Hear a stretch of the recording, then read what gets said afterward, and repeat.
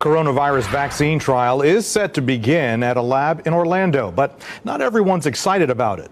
Protesters lining up outside Orlando Immunology Center this morning. It's about one of 33 labs selected by the National Institutes of Health to begin phase 3 human trials of the COVID-19 vaccine.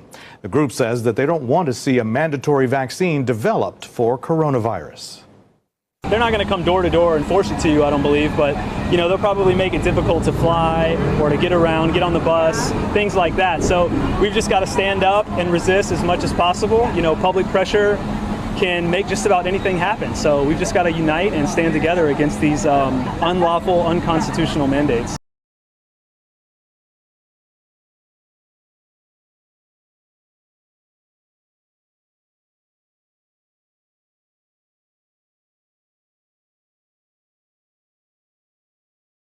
We have here and what your goal is in about the vaccine that might be mandated. Yeah, so basically we came out today to stand against the COVID vaccine testing that's going on here.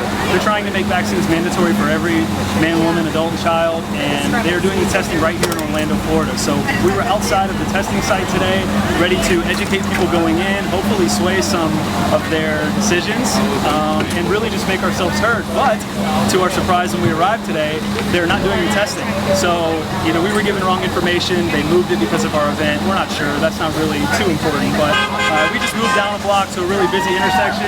This is what we're used to, what we're good at, getting our message out there with these really big, impactful signs. So we just really want to raise as much awareness about vaccine risks and that this mandate is coming down and these manufacturers don't have liability. They basically have immunity from, if you're hurt or killed by their product, you cannot fight back. So we just want everybody to know, hey, are you sure you want to take a product where the manufacturer is basically granted immunity? These people care about freedom, they care about health, they care about the environment. And when those things are at stake, we come out. Doesn't matter your political party, doesn't matter your group, it really doesn't matter any of that. If we're being lied to, if there's corporations that are committing fraud, and we're taking products that are bad for us, that are killing people, injuring people for life, then we need to expose that and we need to let people know, and that's why we're out here. A lot of these people you see, you call them anti-vaxxers, they're not, they're ex-vaxxers. Most of these are mothers that trusted their doctors, they just went to their well visits and they came home and their child never spoke again or they never walked again. And that's no one can even really imagine that. That's so terrible. So people think the injury is very rare, 1 in a million. That's what they'll tell you on TV, and that's just not the case. So we're here to correct those false statements.